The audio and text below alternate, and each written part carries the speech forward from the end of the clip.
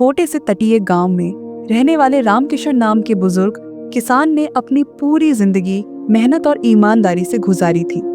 उसके 2 बेटे थे, वीर और अर्जुन। रामकिशन हमेशा चाहता था कि दोनों बेटे जीवन की जिम्मेदारियों को समझें और अपने पैरों पर खड़े हों। पिताजी, मैं आपके साथ खेती करूंगा, यही हमारा काम है। पिताजी, मुझे कुछ अलग करना है। मैं व्यापार करना चाहता हूँ, कुछ नया सीखना चाहता हूँ। बेटा, जिंदगी ने मुझे सिखाया है कि मेहनत और सही सोच मिल जाए तो कोई भी मुश्किल बड़ी नहीं रहती। जब तक ईमानदारी हो, रास्ता कोई भी हो सकता है, बस गलत तरीके से नहीं। समय बीतता गया। वीर खेतों में दिन रात मेहनत करता रहा, जबकि अर्जुन सीखने और सोचने में लगा रहा। इससे वीर के मन में जलन आने लगी, लेकिन पिता शांत रहे। एक दिन अर्जुन को समंदर किनारे एक पुराना सूना पड़ा तालाब दिखाई दिया। अर्जुन ने सोचा, अगर इस सूने पड़े तालाब को मछलियों के पालन के लिए तैयार कर दूं, तो जिंदगी बदल सकती है। ये बहुत बड़ा काम बन सकता है। पिता की मदद और अपनी जमीन गिरवी रखकर उसने अपना फिश फार्मिंग बिजनेस शुरू कर दिया। धीरे धीरे उसने अलग अलग प्रजातियों की दुर्लभ और रंगीन मछलियां पालनी शुरू की।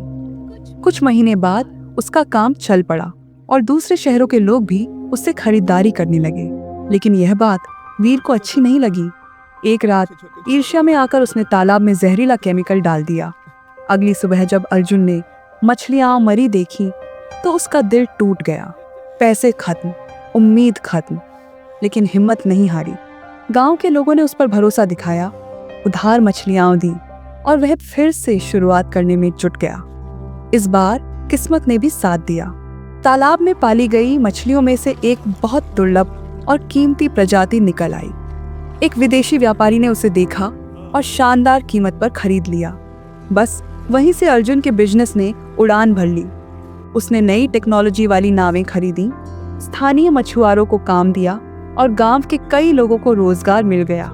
उसका व्यापार इतना बढ़ा कि लोग दूर दूर से उसका नाम लेने लगे। तभी एक दिन भयंकर बारिश में वीर की फसल बर्बाद हो गई। वह टूट गया। अर्जुन उसके पास गया और बोला, जो मेरा है वो तुम्हारा है। हम साथ होंगे तो सब ठीक होगा। वीर रो पड़ा और सच्चाई बता दी। तेरे तालाब में जहर मैंने ही डाला था। मैं जल गया था, मेरी ही गलती थी।